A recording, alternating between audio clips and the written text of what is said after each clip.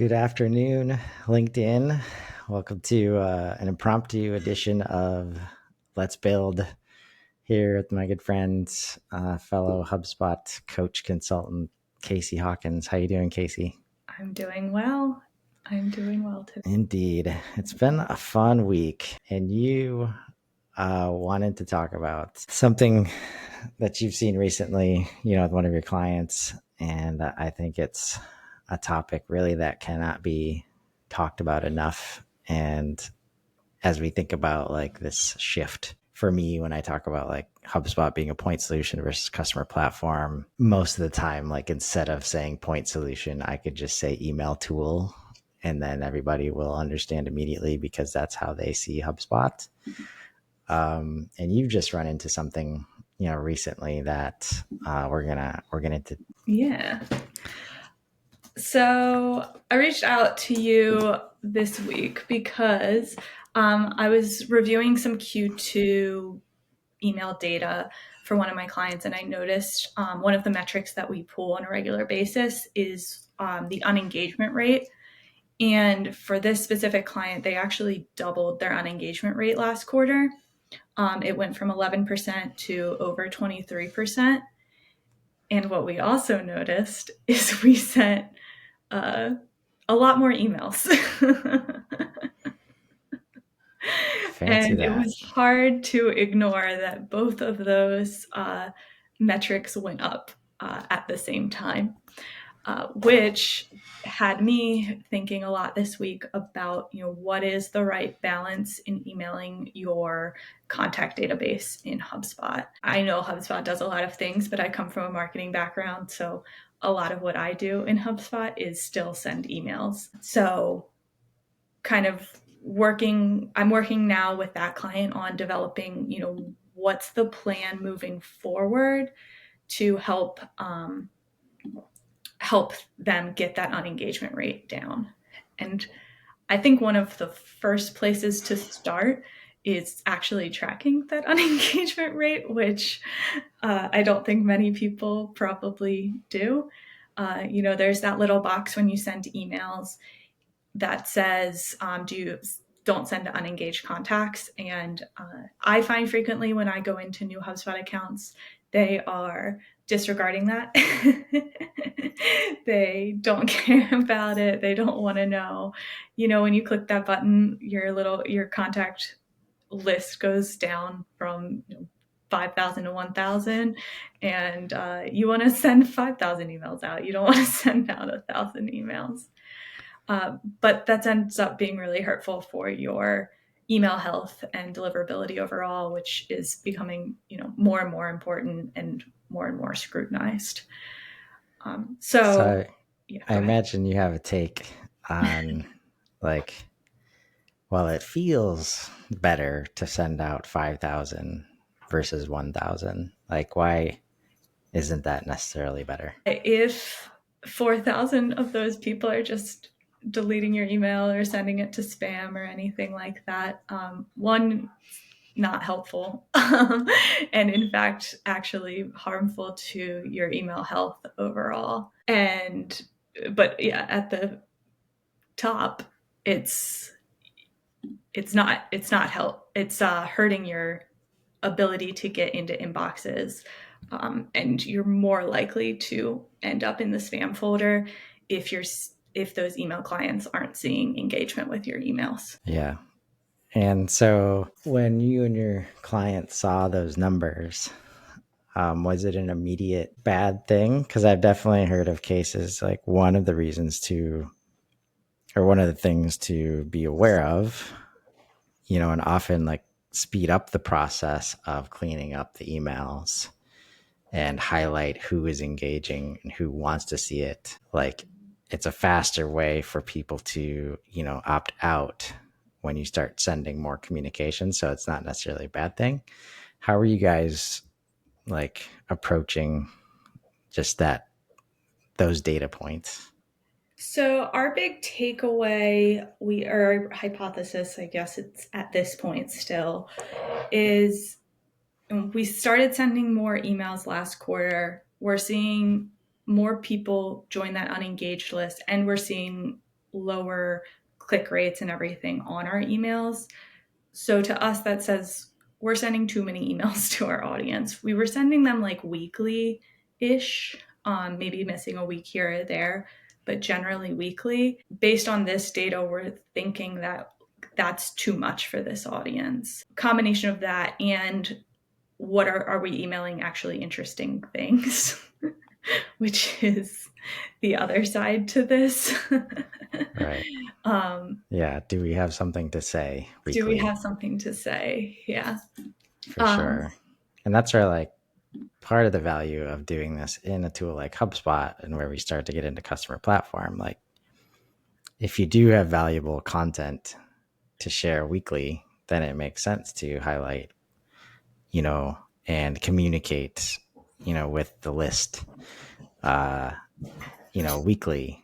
But that's where if you don't have anything to say and you're just like, because it's usually easy to get people to understand the need to send out stuff weekly, like, and sometimes daily, like we know that we are trying to stay top of mind like all the time. We need to find ways to do that.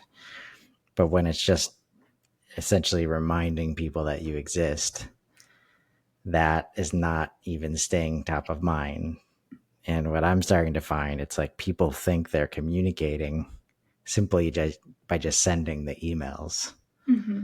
And then when you see inboxes, even our own inbox behavior, it's like you're not communicating unless they prove to you somehow that they are consuming the information, which now all you have is like clicks because everybody's going to automatically open and type like open rates. You can't use, I think we can use trending numbers sometimes.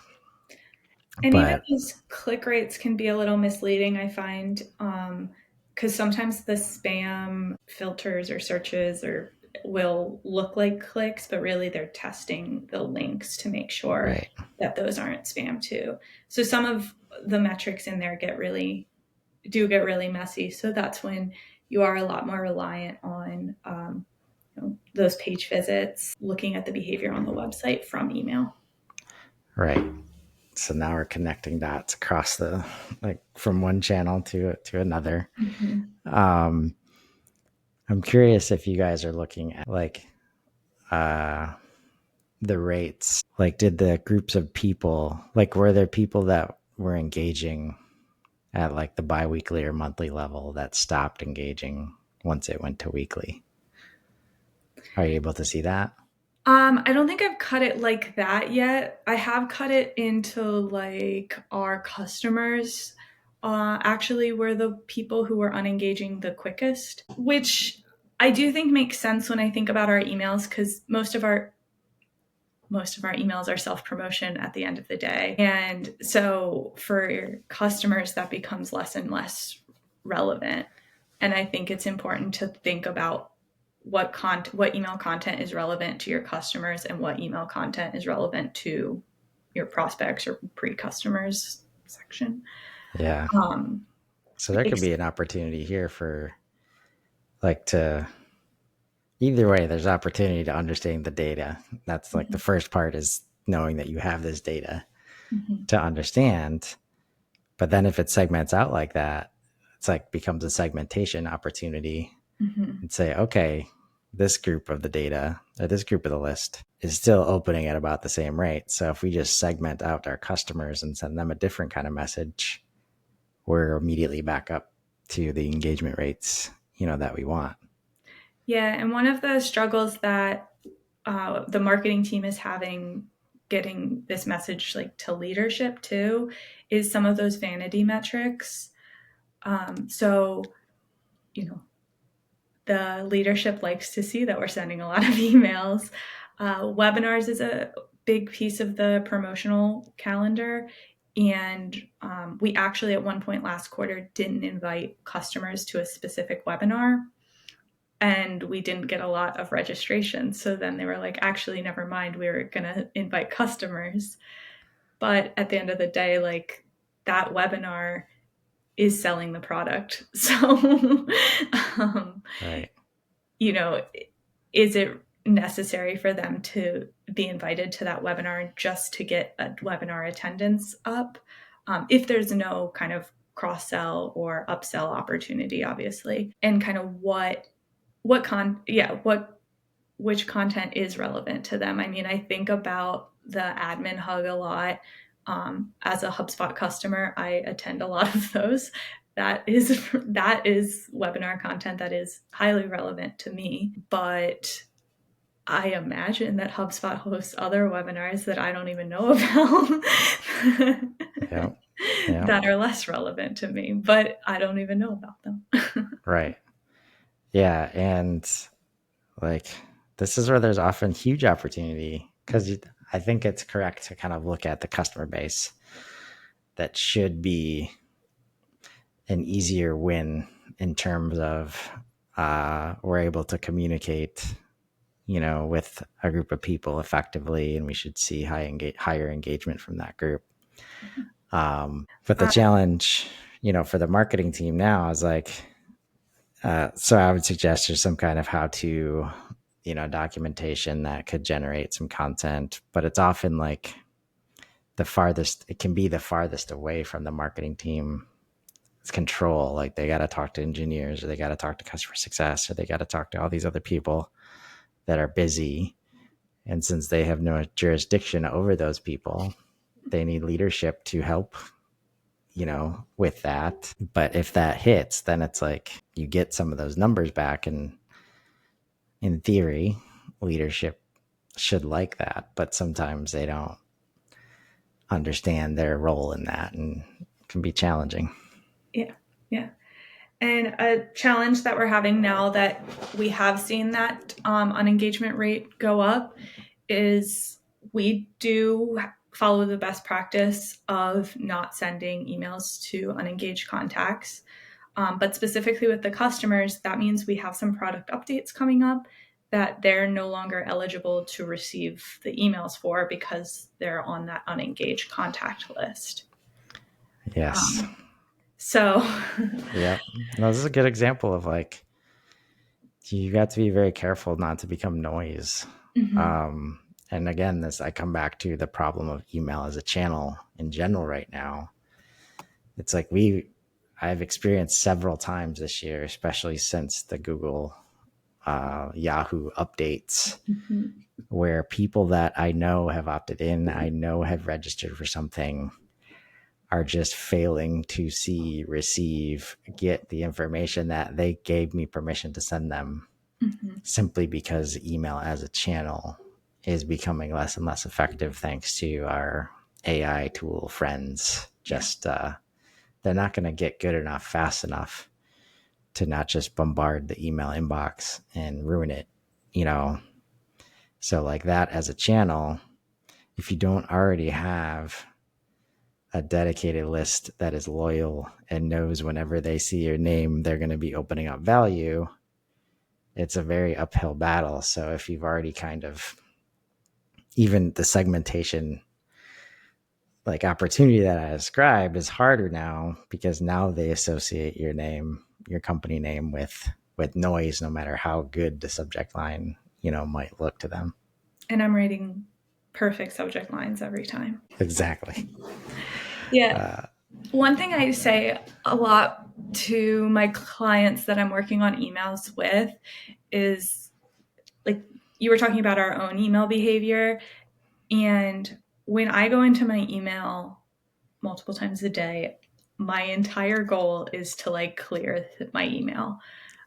I attempt inbox zero, but but regardless of if you inbox zero or whatever you do, when you go to your email, like, you're trying to get rid of, find the things that are actually relevant to you, and you're disregarding the rest. And so it is, with so much noise going on, it is really important to figure out how to stand out in that inbox. And when I scan my personal email, I know of brands that I open their emails every time. And then there's other brands that, Ulta sends me a coupon every day, so I'm deleting every email, and the day I want to buy from Ulta, I'll pay attention to their email that day, but until that day, I'm just deleting it. Yeah, it's we always hear about things like that, and that's where like the proponents of email blasts, let's say, will often highlight. It's like, oh, we got these 4 leads. No matter how many we sent, that made it worth it. Mm-hmm. And sometimes that's like if those 4 leads are like hundreds of thousands of dollars, that can make a lot of sense. But then I always come back to like, what if you were putting your energy into a different form of communication or content? Should that 4 leads be like 20, right? And so how are you kind of exploring, with your client, ways to reconnect, with the customer base who's now disengaged? So obviously, priority number one is emailing less so that we're not continuing to create noise. We are working on developing more of a newsletter style, which I will say my client is skeptical of at best, because newsletters, that format looks a little bit more marketing. And there is just the overall best practice of like if you have a single CTA, you'll see an increase in clicks, but a newsletter is like inherently the opposite of that. However, that's kind of a balance for us of how we can email less while still promoting the volume of content that the leadership team is asking us to promote. So a newsletter format is like, well, we kind of had 2 options. Well, maybe 3. We could have just said no to leadership and stood our ground, I guess. But in a perfect world, assuming we're not doing that, we had 2 options.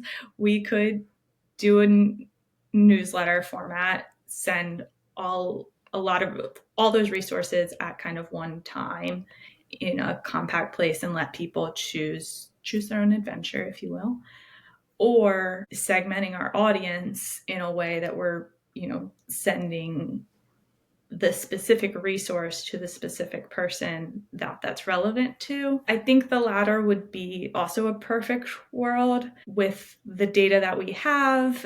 We're not always going to know exactly which person each thing is specifically for.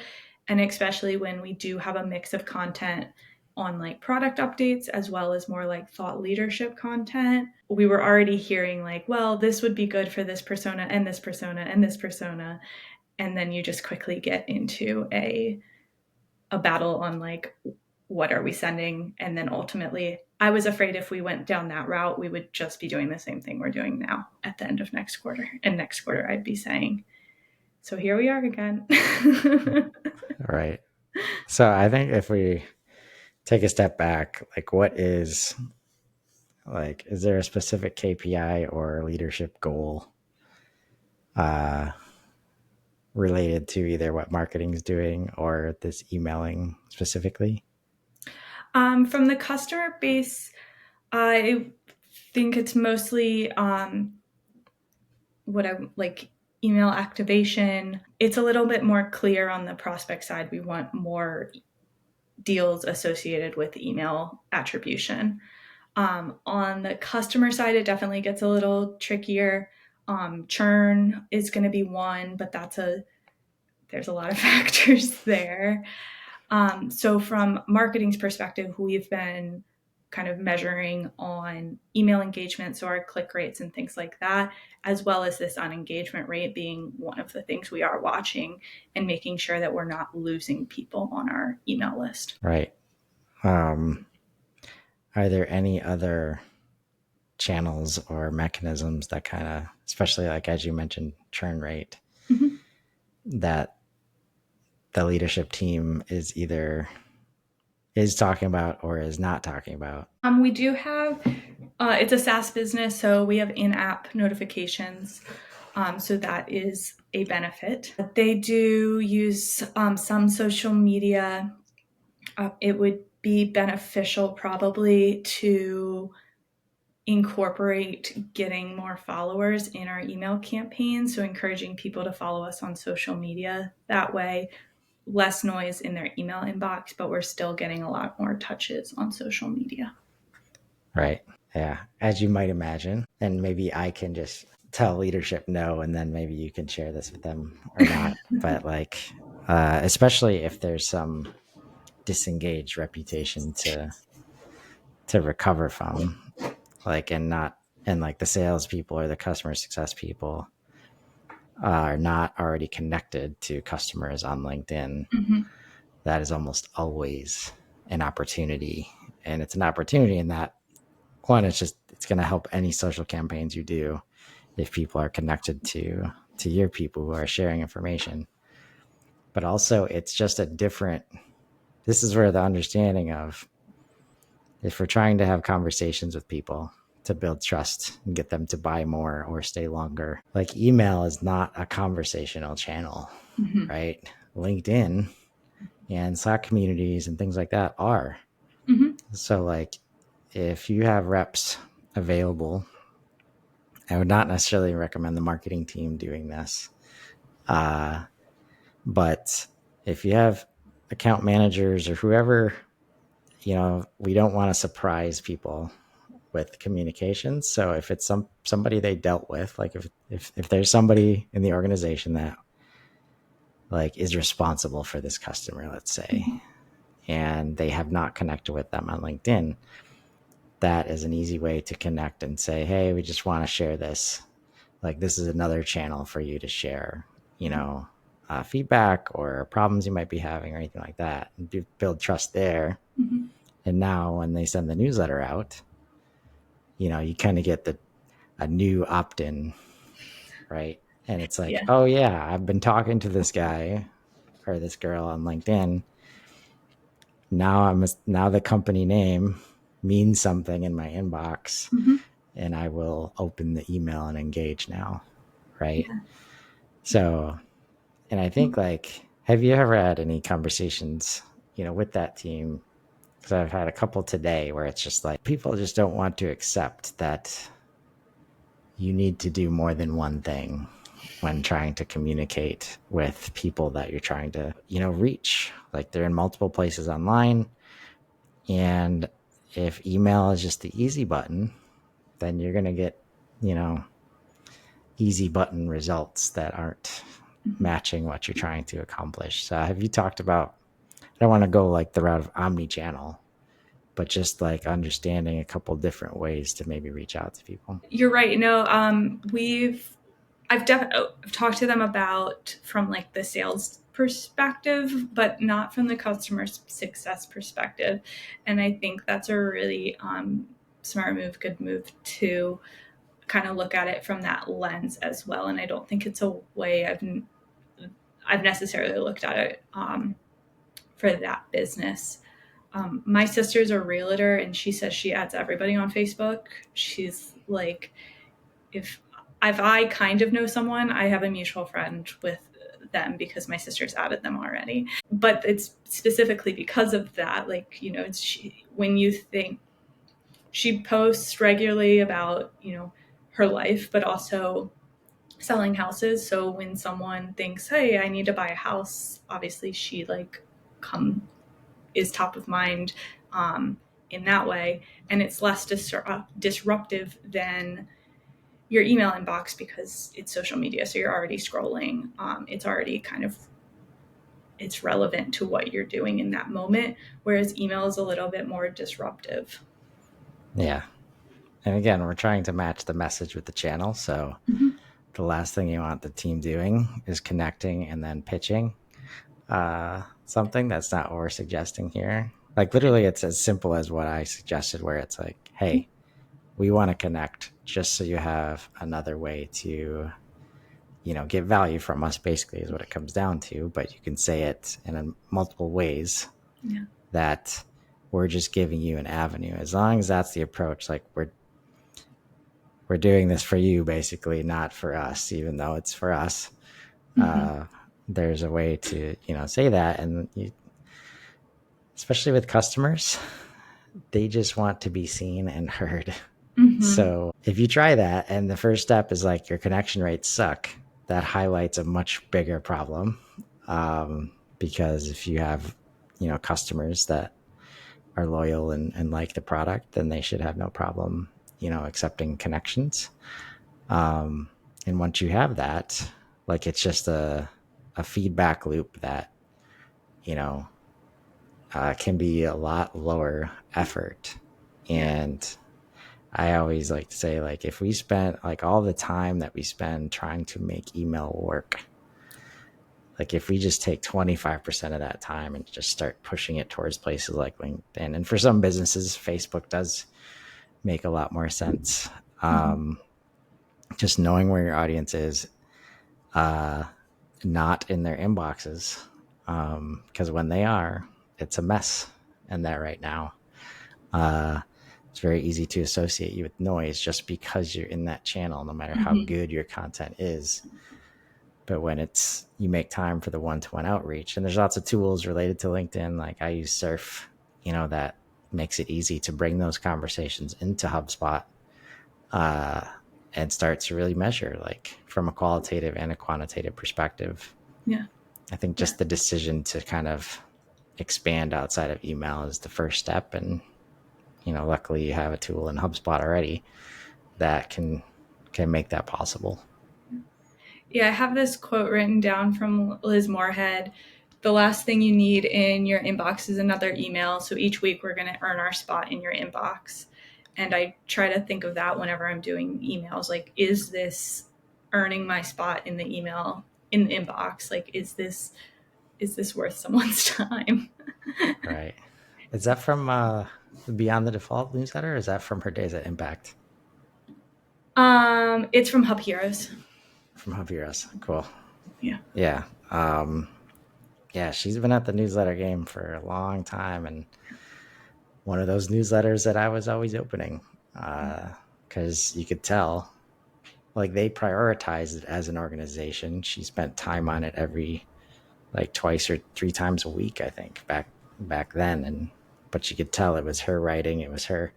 That's where, like, there's a right way to do a newsletter and there's a wrong way to do a newsletter. So with all of this, unfortunately, there's no easy button. Like, until you figure it out, then it gets easier and we can build an automation and stuff like that. But until that point of finding a message that works, that people will engage with, it doesn't matter how many times you reach out. Yeah. Right. Yeah, I think too. So much of it comes down to like considering your goals of the campaign. So, for example, with those customers, like, what is our goal? Like, why are we reaching out to these customers on such a regular basis? If it's product updates, then that makes sense. We want them to update the product. Why are we sending them these thought leadership webinars that are? And when I looked at what are, like, when you start asking yourself that, that's when we came to, like, it's because we want to increase attendance to this webinar. Yeah. And that's Not the that's right not reason. focused on the, like, why would the audience want that? That's not focused on anything for the audience. The audience doesn't get anything. Yeah. Yeah. Yep. Generally, like, the more inward the goal is, the less relevant the outreach is. Mm-hmm. Um, and there's some, usually there's some goals in the organization that you just pivot to. And when I think customer, like, the first thing you described is like a customer success, goal, making sure people are successful with the product because they know how it's been updated. You know, uh, Kind of like we are watching HubSpot get a little bit better at that, or try to get better. But always tough to keep up there. But then you have stuff like upsell, resell, cross sell can be goals. Mm-hmm. And then, like, referrals and testimonials. Like, if you find that engaged customer, and I think a lot of times leadership teams can appreciate that. Like, if your team starts outreach and you find engagement and you find they really love the product, leveraging that into testimonial style content, is often an opportunity. On if you're connecting via LinkedIn, it's easier to get a link to a referral of somebody else that might like the product. And this is where you start to define who's doing the outreach and why is so important, because you don't want to create a burden on the team that's like the customer success person ask for the outreach or ask for the referral, and then they got to give the referral to the sales team, and then right. So process is important, but just kind of deciding that you want to find ways to engage with the customer base specifically that are going to be valuable for the customer. Mm-hmm. If you achieve that, then it will be valuable for the organization, but it kind of has to go in that order, unfortunately. And I mean, if you can get them happy using the software, I mean, that itself is, I feel like, a big lift. As someone that advocates for HubSpot all the time, I also know that's because I know how to use HubSpot. Exactly. But I meet people every day who are frustrated with HubSpot because they don't know how it works. They don't know where things are. So I think that's like when you're looking at your goals for the customer, like it's definitely making sure they're advocates for you at the end of the day. And your communications from them, especially in email where it is going to be hard to get their attention, should be focused on achieving that. Right. Yeah. Well, this has been a great conversation. I'm glad you reached out and, wanted to just chew on this new thing you're noticing. I have lots of thoughts when it comes to email, but that we'll save that for another time and place. I think the key is just understanding where your audience is, sending messaging that is relevant to them, and then they will return. But I think it's cool that you were able to highlight those metrics of disengage right away. And it sounds like there's some clear opportunities, for the client if they will kind of accept, that reality, which isn't always easy. But well, I'm definitely going to talk to them about, making sure they're not only their sales team's connecting with prospects, but their customer success team is connecting with the contacts that they own too. Yeah. Cool. Well, thanks again. And you're welcome to, stop by anytime. All right. Thanks so much. All right. But you have a great day. You too.